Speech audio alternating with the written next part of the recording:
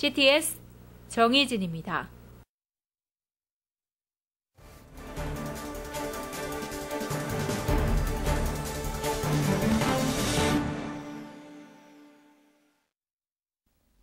네, 얼마 전 발생한 세 모녀의 자살 사건은 우리 사회에 큰 충격을 줬을 뿐만 아니라 우리나라 복지체계의 한계에 대해서 보여줬던 사건이었는데요. 과연 이 복지 사각지대 문제, 교회가 할 일은 무엇일까요? 취재기자와 함께 더 자세한 이야기 나눠보도록 하겠습니다. 네, 안녕하세요.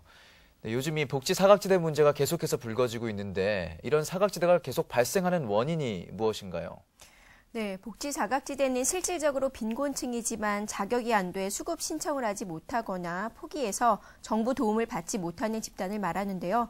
복지 사각지대가 늘어나는 것에 대해 전문가들은 정부가 부정 수급자를 적발하는 것에는 적극적이지만 경계선에 있는 빈곤층을 수급자로 올리는 것에 인색하기 때문이라고 지적합니다. 부양 의무자의 존재만으로 수급자가 되기 힘들어지는 현 부양 의무제도는 문제가 많습니다. 실제로는 부양 의무자가 부양 능력이 없거나 가족들을 외면하는 현실이 많기 때문입니다. 네, 이번 일을 계기로 해서 서울시는 이 복지 사각지대에 대해서 특별조사를 지시했고 또 대통령도 이 복지 사각지대를 줄이라 이런 또 말을 했는데요. 그렇지만 사실 사회복지는 정부 역할이 다가 아니죠. 네, 그렇습니다. 공공 부문의 사회 안전망도 중요하지만 민간 부분의 사회 안전망도 있어야 합니다. 이 둘이 유기적으로 잘 작동해야 사각지대를 줄일 수 있다는 건데요. 사실 이번 사건이 터지고 교계에선 이렇게 교회가 많은 시대인데 하는 자성의 목소리가 많았습니다. 복지 사각지대를 줄이기 위한 교회 역할에 대해 전문가들의 의견을 들어봤습니다. 종교계가 운영하는 사회복지시설의 60%를 기독교에서 운영할 정도로 기독교는 어느 종교보다 사회복지에 적극 나서고 있습니다. 하지만 전문가들은 교회의 이 같은 복지 역량이 이제는 지역 밀착형으로 전개되어야 한다고 말합니다. 교회가 사회를 위해 여러 형태로 공헌하고 있지만 주로 제도화된 복지만 하려고 하다 보니 정부와 중복되는 경우가 많기 때문에 지역사회의 복지 사각지대를 찾고 돕는 일에 힘써야 한다는 것입니다. 구청과 연계해 수급자에서 탈락되는 빈곤층을 찾아 대상자로 삼는 것도 하나의 방법입니다. 지역사회에서 공동체가 형성이 돼 있지 않으면 예상치 못한 그런 일들이 터지게 돼 있습니다. 지역사회 교회들이 좀 구역을 맡아서 책임지는 그런 모습들을 보여준다면 아마 우리 사회에서 교회가 있는 한 가난한 사람은 없다. 혹은 교회가 있는 한 그 지역에서 자살하는 사람은 없다. 이를 위해 교회가 봉사자를 동원하고 전문적으로 훈련시키는 일은 중요한 과제로 꼽힙니다.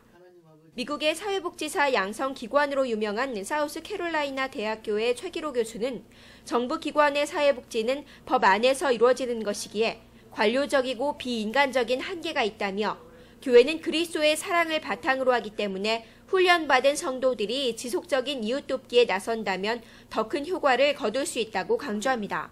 우리가 만나고 스쳐가는 사람들 사는 삶에 어려운 형편이 누구나 다 있잖아요. 그러나 조그만 정성이라도 조그만 정성이라도 전해줄 수가 있다면 그것이 힘이 되고 그것이 사람 생명을 구하는 일이라고 한다면 우리 교회가 이와 같은 교인들을 훈련시켜서 내보내서 생명을 구하는 일 이것을 할 수 있다면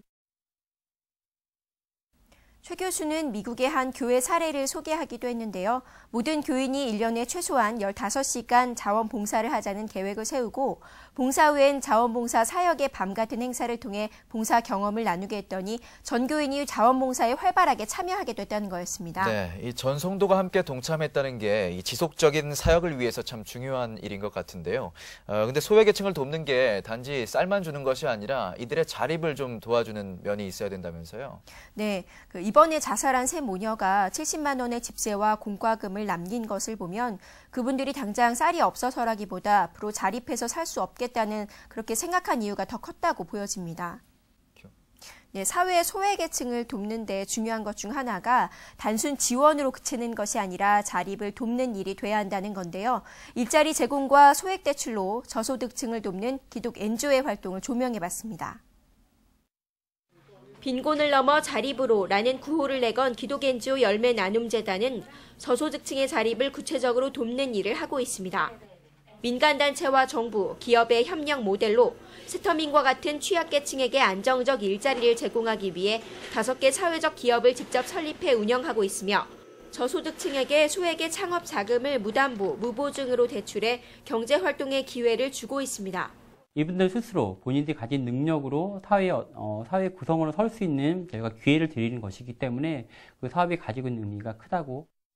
가진 돈을 모두 털어 3개월 전 10평 남짓한 칼국수집을 차린 전기자 씨.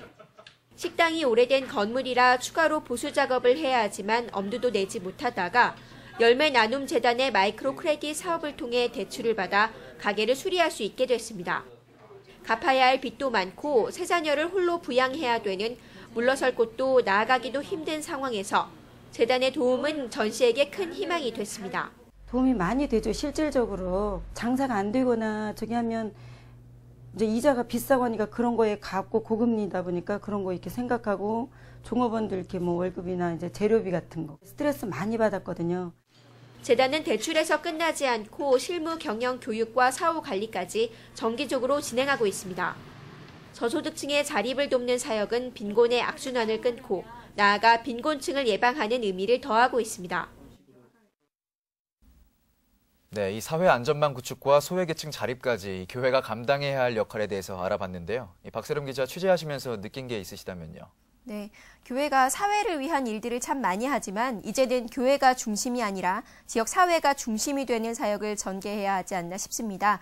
지역사회 소외계층을 찾고 자립을 위해선 어떤 도움이 필요한지 구체적으로 돌본다면 스스로 교회를 드러내지 않아도 사회가 먼저 교회를 인정해주지 않을까 생각합니다. 네, 오늘 복지 사각지대와 교회의 역할에 대해서 또 알아봤습니다. 오늘 여기까지 듣겠습니다. 감사합니다.